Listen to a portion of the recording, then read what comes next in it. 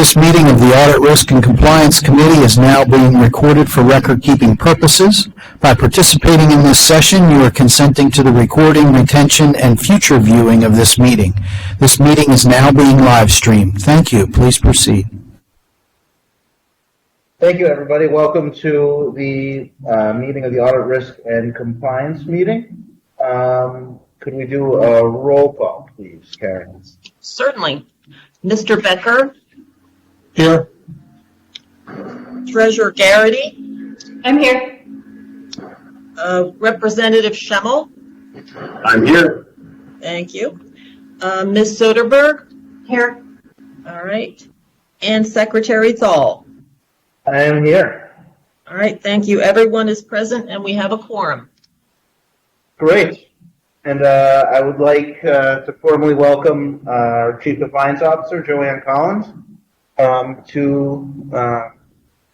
serve and also to this committee. I don't know if you want to say anything, Joanne?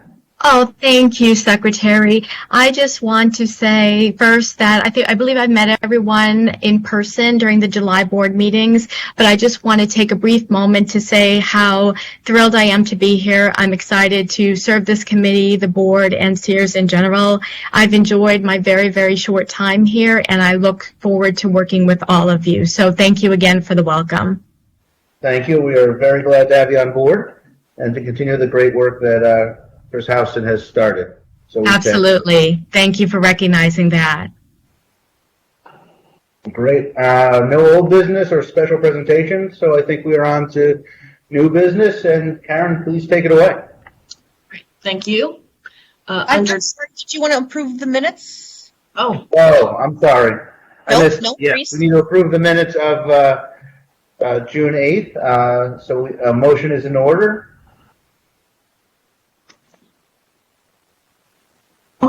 So moved. Second. It's been properly moved and second. Are there any comments on it? I'm seeing no comments. All in favor can say aye. Aye. Aye. All opposed, Aye. no. The noes have it. And thank you for that catch, Terry. And now we can move on to new business. And Karen, you can take it away, please. right. Thank you. Under tab 6A is a copy of Act 2020-128. As you know, this act requires PCERs and CERS to undergo a Service Organization Control or SOC audit every 5 years. Staff understands that having an independent team of auditors reviewing our operations and systems to provide feedback and point out any potential weaknesses or gaps could improve our processes and potentially save the agency money. It is staff's recommendation to the committee that this audit take place sometime in calendar 2024.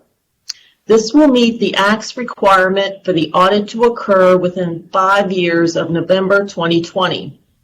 The reasons for our timing are to allow for the July 2022 implementation of Series 2.0, as well as the stabilization of the system and staff's ability to effectively use the system. And only as a point of reference for those of you who don't also sit on the PCERS board, my counterpart at PCERS has informed me that PCERS staff plan on their SOC audit to occur sometime by the end of calendar 2023. The timing of the SOC audit, as determined by this committee, does not require a vote, but staff is asking for your agreement to our recommended timing of the year 2024. Any comments on this timing?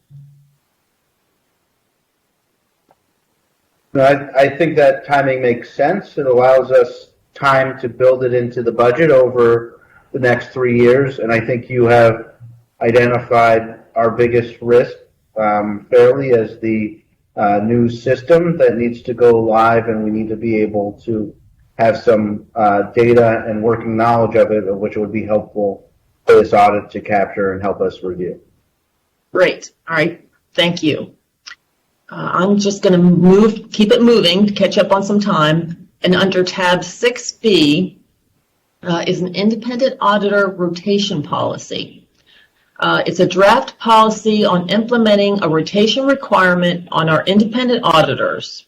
And I'd like to give you some background on how this policy came about.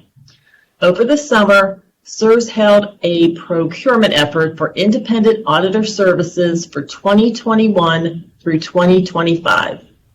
Several of you sat on that evaluation committee.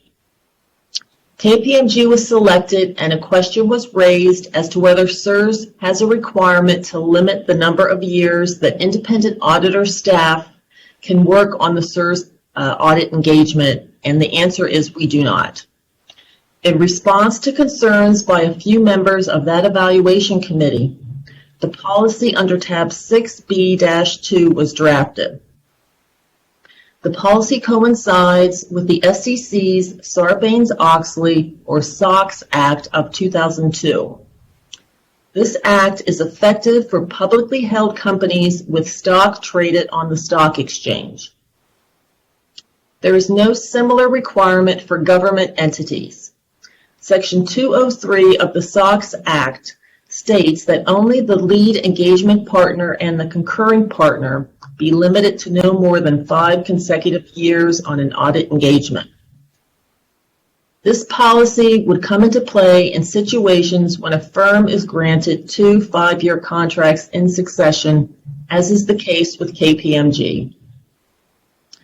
It is important to point out that the recently finalized contract between SERS and KPMG includes a key man clause for maintaining the engagement partner throughout the contract period. The preliminary contract, which included the key man clause, was part of the RFP. So the point here is that this policy is for consideration to impact the next RFP effort. This will allow for the RFP, the draft contract included in the RFP, and the proposals received in response to the RFP to all be in lockstep. Something else I will add is that we did reach out to other pension funds throughout the U.S. and asked if anyone had similar time restrictions. Of the responses received, no fund took a similar approach to having time limits. As you all know, SERS independent auditors report to the full board. So what I am asking the committee members today is, do you want this policy brought to the full board in the future for their consideration? So any discussion on the policy? Any comments? Yeah, I'm looking for input here.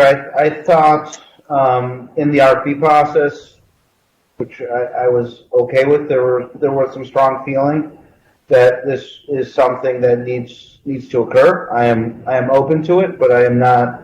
I don't feel strongly one way or the other. But I see, Mary, you have your hand up.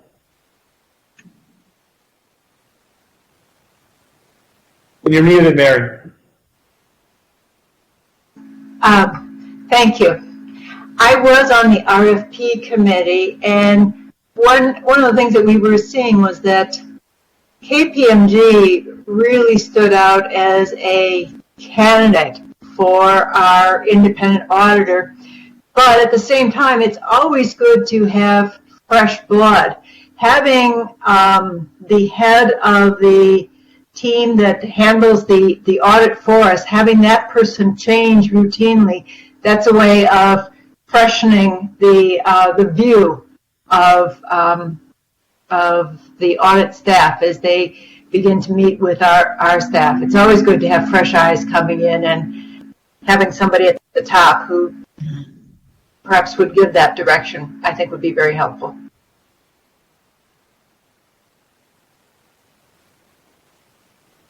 Okay. I am good with that. So do you need a motion or anything, Karen, or are we just going to? No, we don't need a motion. I think that we will, I think maybe I'll send out a memo to the committee members with policy attached for their review, any specific input or revisions, and then we will act on the committee's wishes. Thank you. Thank you.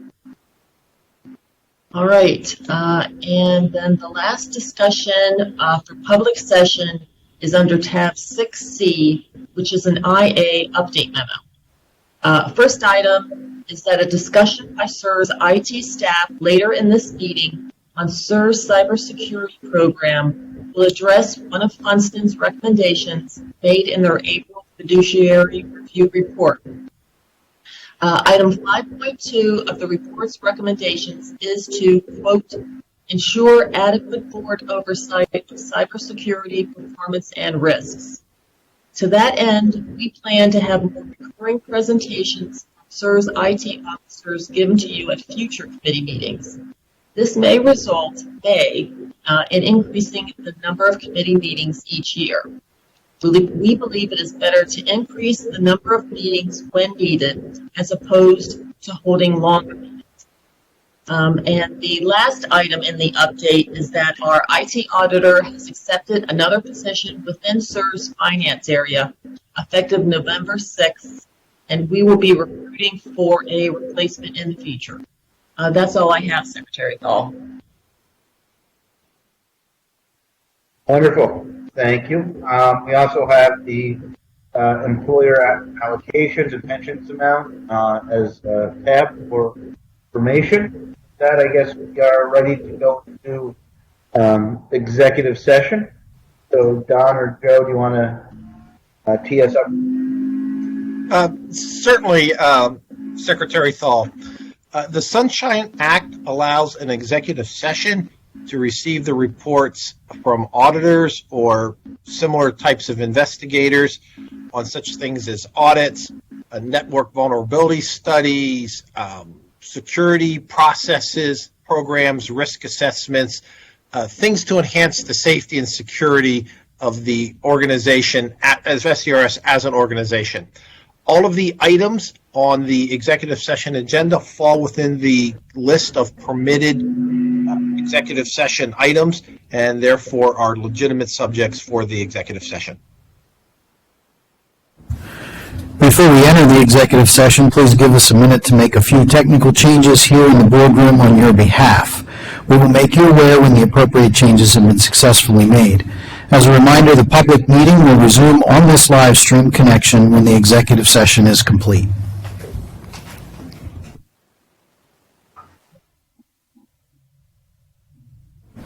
As a reminder, this session is being recorded as well as live streamed. Thank you very much. Please proceed. Great, thank you. There are no motions coming out of executive session. So next on the agenda is committee comments, concerns, or questions. Seeing none, I will announce our next committee meeting date is either December 7th or 8th. We will notify as we get closer. With that, the only other thing on the agenda is a motion to adjourn. So a motion is in order. So moved. So moved. Been properly moved and second. All in favor say aye. Aye. All opposed? Motion carries. We are adjourned. Thank you, and we will all gather again tomorrow morning for the board meeting. Thank you, everyone. Thank you. Thanks all. Thank you.